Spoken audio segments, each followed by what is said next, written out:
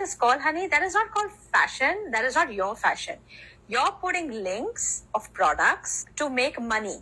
You're basically an influencer, like your tick days. You're basically going back to being an influencer. That's what you are. You're not an entrepreneur, you're an influencer. An entrepreneur will put... Fashion advice from Hans? Please. You look like a Forever 21 mannequin who got left out in the rain. Your idea of style is a limp tank top and a pair of earrings that look like they came free with a magazine subscription. No tailoring, no shape, no color theory. Girl, that color is too close to your skin tone. It washes you out. It's just fabric on a body praying for personality. You called Meghan's jewelry and clothes overpriced while you're rocking accessories that scream clearance bin, and that hairstyle, it looks like somebody mopped the floor with it. You want to show off that gap between your teeth while critiquing Meghan's $3,000 dress. Maybe you should concern yourself with getting an orthodontist first. Let's talk facts. Meghan is queen of high-low. She can step out in Carolina Herrera one day and Zara the next. She wears J.Crew. She wears Everlane. She shows how to mix luxury with accessible brands in a way that looks polished every time. That's actual style. That's actual versatility. Meanwhile, you're stuck recycling one sad look over and over again. And let me clue you in.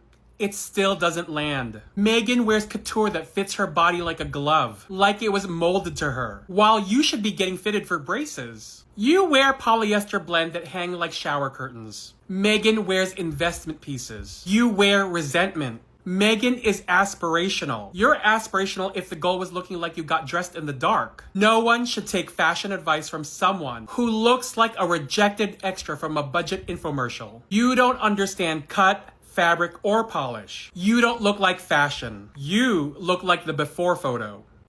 Imagine being so ridiculous to request that your husband's family accepts you as royalty and requires, people bow and curtsy to you.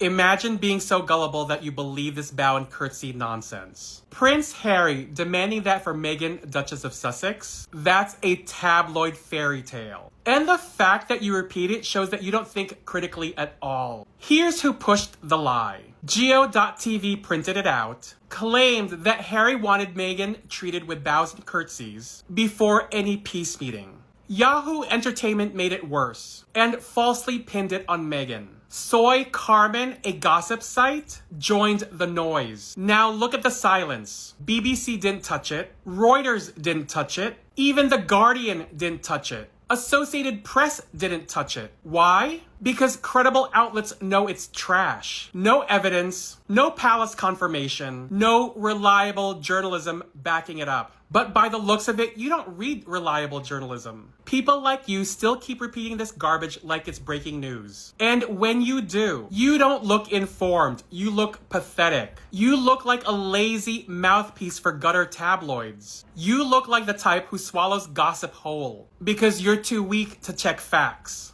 Every time you repeat it, you brand yourself as the village idiot. Reality check. Prince Harry is a decorated veteran with real threats, tied to his service in Afghanistan. His concerns with his father are about security for his family, not role-playing this medieval nonsense. Believing otherwise doesn't just make you look wrong. It makes you look simple, uninformed, and desperate for a story that isn't there. Believing tabloids isn't harmless. It brands you as the person in the room who can't tell the difference between fact and fiction. And if I were you, I'd be embarrassed.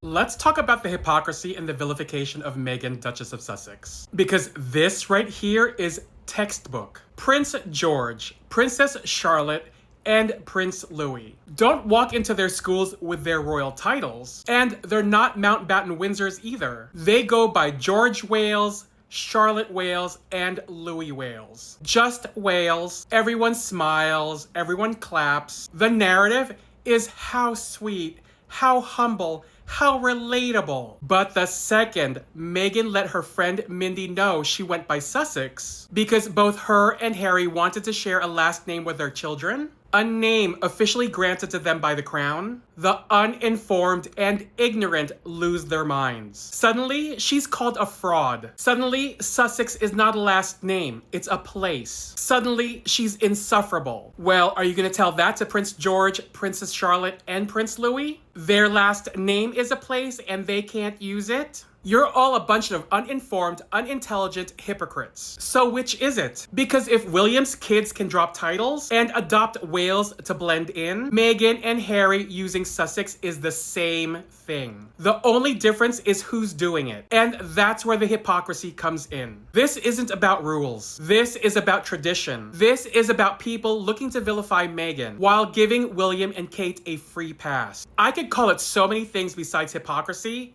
and we all know what it is. Every single time, the goalpost moves depending on who's involved. So I'll ask again, where's the outrage now? Or does it only count when it's the Sussexes? This interview has it all. Meghan reintroducing herself. Like the titular character, this is all I could think of the whole time. In Sympathy for the Devil by the Rolling Stones. Please allow me to reintroduce myself. I'm the man, the woman without a name. It's the devil. For the 8 millionth time, we have a reintroduction to one Meghan Markle. I'm so exhausted. Maureen Callahan, you're not exhausted by Meghan, Duchess of Sussex. She's your meal ticket. She pays your rent. She funds your life. Without Meghan's name in your mouth, you'd be an unemployed gossip relic begging for scraps. You feed off of her like a parasite. You sneer that Meghan's show didn't chart. Then why are you still yammering about it? Like it's your Super Bowl. You say no one watched it, but here you are, ringing every second for clicks. And your swipe at Emily Chang, laughable like your makeup. Emma Chang is a Stanford-educated, award-winning Bloomberg anchor, best-selling author, and one of the most respected business journalists alive. And she's out here shaping conversations with world leaders and CEOs. You? A washed-up tabloid columnist who slid down to the Daily Fail and now hides on a podcast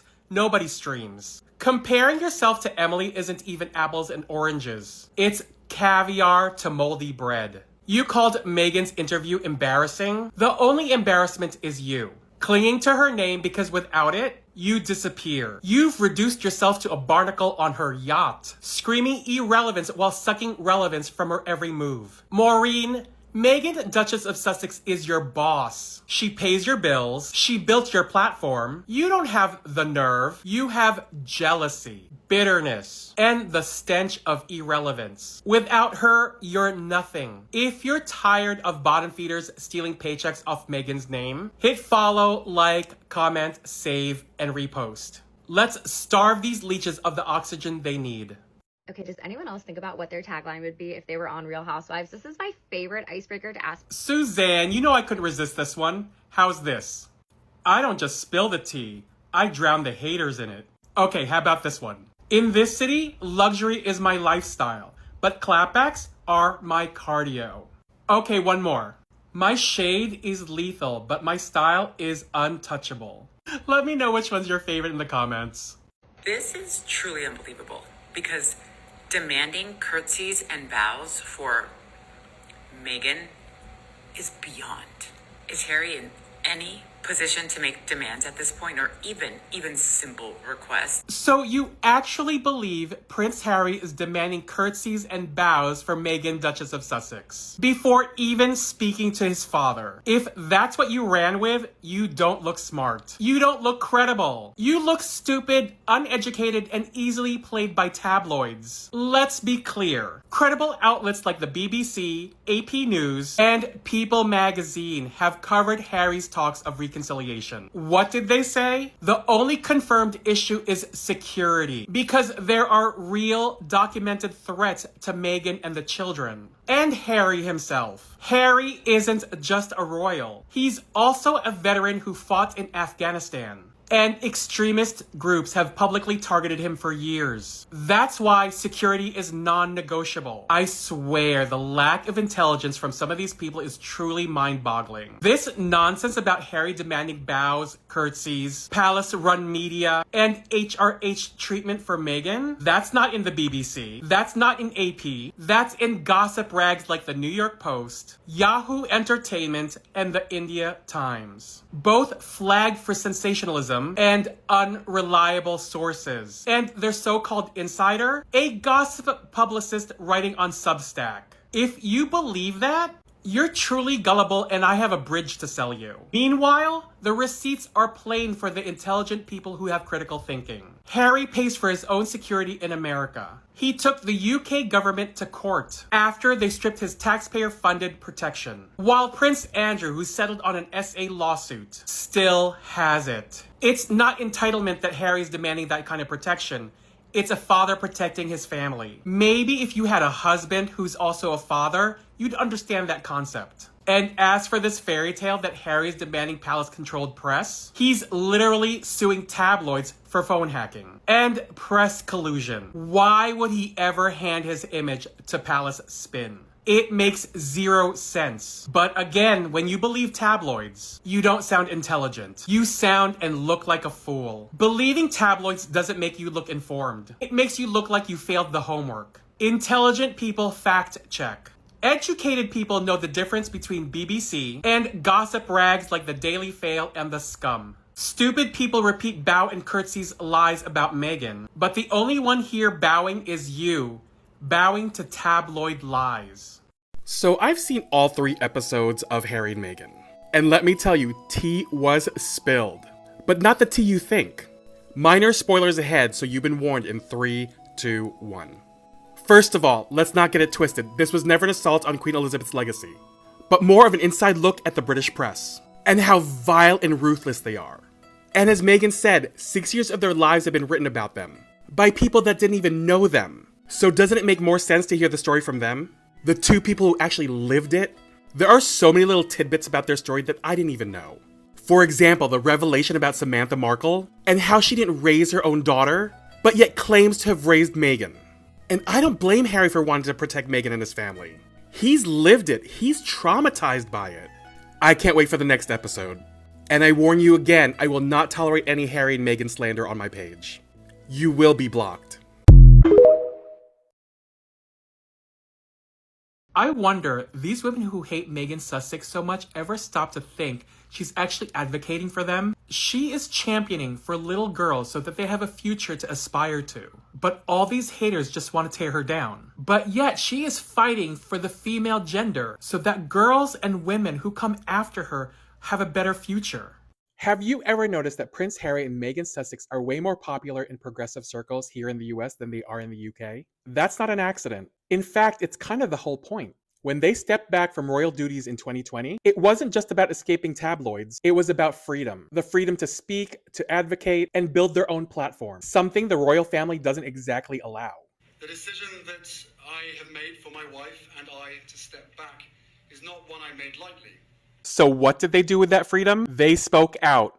Loudly. Meghan talked about racial injustice and her mental health struggles. Harry criticized the media and even took jabs at systematic issues like unconscious bias. They partnered with progressive institutions. They endorsed voting without naming names, but we all got the message. Meghan wrote letters advocating for paid family leave. Harry spoke at UN events and joined climate initiatives. In the US, that kind of activism is admired, especially by younger, more progressive voters. To them, Harry and Meghan are not just celebrities. They're symbols of modern values clashing with archaic institutions. She's becoming a royal rock star.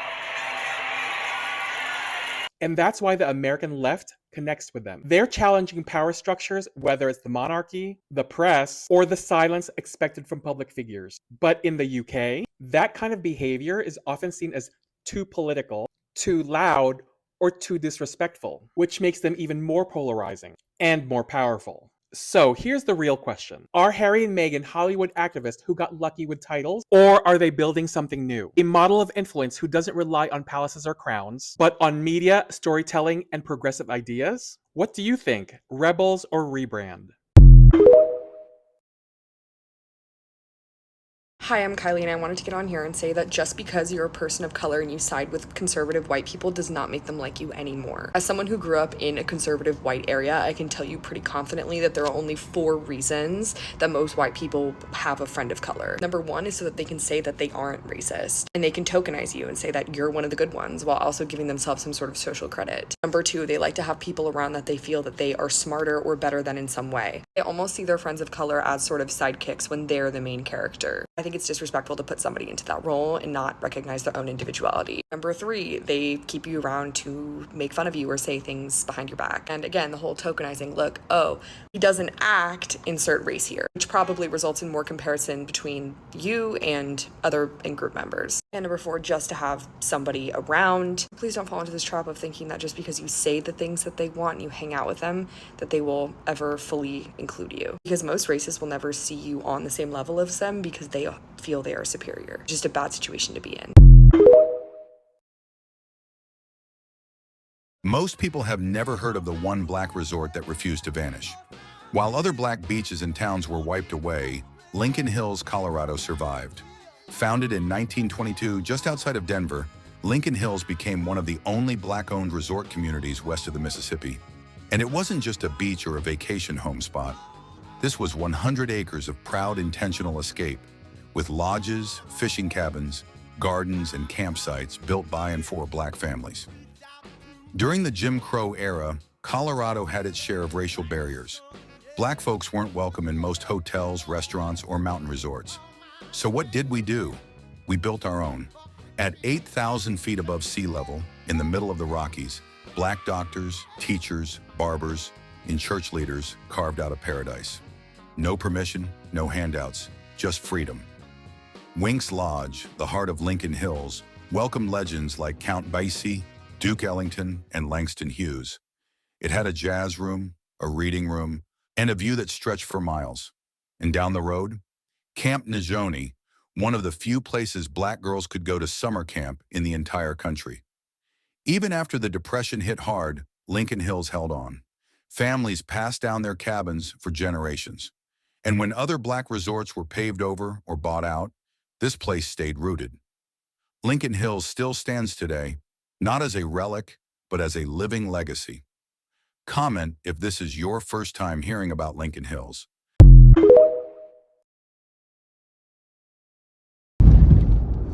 Hello, my people. Lady Rosie here. How y'all doing? All my new subscribers, you're welcome, and my returning subscribers, you all know I love you. Oh my goodness.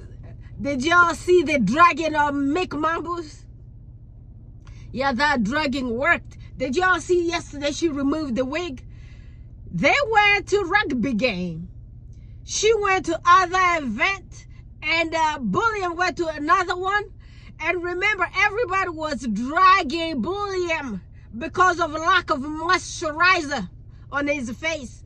It was like a Bulliam just jumped out of those bottles. The bottles that he be hanging around, those Ruskis and that. And he popped up and went out to that outing with Mambus. Because guess what? When a man doesn't really love you, he doesn't really have time to try put himself together when he's going to walk with you in public, because he does not even care about your image. For once, he let you go out there without hair. He let you go out there like you wore 3 wigs in one. He did not care. A good man will actually look at your appearance and tell you, guess what, honey, this part here ain't looking good. Can you remove this one here? Remember what Coco Chanel used to say? Look at yourself in the mirror and remove one thing. Bulliam could have told Mambus, guess what, Mambus? Look at yourself in the mirror and remove one thing, like Coco Chanel used to say. That lady used to dress people up, even though she used to hang up with Nazis. You know, she used to date those Hitler generals. You know, that girl, that Coco Chanel girl was something else. Yeah, it kind of bothers me. See, like sometimes my Jewish brothers, sisters, with all this stuff. You know, I'm mumbling some words. You know, sometimes when you mumble your words, Ain't no AI gonna catch what you just said. So, yeah, you take the mirror, look at yourself in the mirror, and take one thing off of you. But William let Mambos sit out there and told Mambos to put more wig on you. You got 3 right now, put the 4th one. You still look good. Because guess what? I do not like you, and I don't even care if you get somebody. I don't care. And he brought his face up. She like my boy. That guy did not have no sunscreen, no moisturizer, nothing. Popped out with Mambos, and people called him out. And the guy who posted all his face on this thing out there, the guy who had a bullying face on his you all call them X, Elon's X page. That guy got more than millions of views because of that comment that he made about an ashy face that Bulliam looked. He looked terrible. But yesterday when he went to that outing by himself, because guess what? I believe Jason Nuff was somewhere in the car there. That dude had moisturizer on his face. That dude's face looked a little bit normal. That moisturizer, or maybe that was a Photoshop. What was one of these those are high definition cameras? Those one high definition cameras, you know, Dan bought me one of those high definition camera. If you look at this camera really well, this camera is really looking high definition. Thanks, Dan. God bless you. Mambos can't even say that. Mambo ain't got nobody buying Mambo any kind of high definition for Mambo's suffering. Mambo's married to a billionaire, but Mambos can't even get somebody to put a wig on. You know, nowadays wig, they're calling the wig install.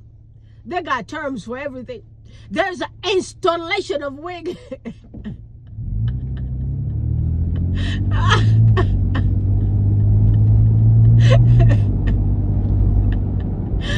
Mambos can't even get somebody to install those wigs. So yesterday she went and removed all those stuff that she had on her head, and she went there. She looked a little bit kind of normal, so I still saw her darker hair out there. And y'all be fighting with me. Y'all said that I was lying, that that kid didn't have no wig on her. She was having earpieces or wherever that thing was, or she had a half wigs and she had 3 of them in one. Because her little head was had a little mountain here in the middle of her head. That kid looked bad like her mama. And she is actually bad looking like her mama. I think any young kid will be looking good with plumpy face and everything there. I don't know what, that's probably where you all used to see that beauty in her. But look at her right now here. She look like a Cara Middleton. The same version. And then where you gonna say that about our Melanetta, the sister out here? That kid beautiful, I tell you. Yeah, she is beautiful. She aging like a wine. That's the saying out here. I don't know how keep them mad. And right now here you got even the geriatrics coming out here to say stuff about Her Royal Highness Duchess of Sussex cooking breakfast. Because y'all know why these people are so mad. You know why these people are so angry? Because those people don't even have money to put breakfast on table. Whatever's given to them in those food banks, like especially that geriatric dude that y'all saw who got JTB. Did y'all see that one? Yeah, that one there, he goes to food banks. He's so mad about it. I do understand him. How do you work until you are this age and all of a sudden you don't even have food to put it on your table, to your table? You ain't got no money to cook like some good breakfast. Even breakfast became a luxury for you because guess what? You were born on wrong island, and the island that you were born on got your family, everybody brainwashed, and you are 70, 60, whatever, and you ain't got nothing all put together. That is very sad. I do understand how those people are mad about Her Royal Highness Duchess of Sussex, but guess what?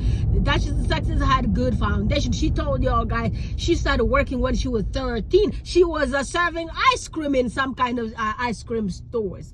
So she has a work ethic that she acquired since she was a child. And y'all sat down there just praised the pageantry from their monarchy.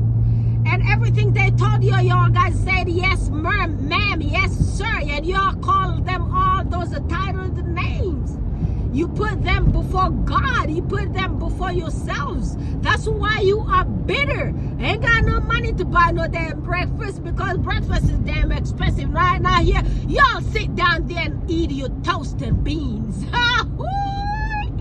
But guess what? Beans got protein in it. So you are eating that bad, okay? So y'all just sit down there and toast and put butter on it and put beans on it and shut up. And leave my mother's daughter's name out of your filthy mouths. I'll talk to y'all guys again later. Please follow the Notorious JTB on TikTok. Bye for now.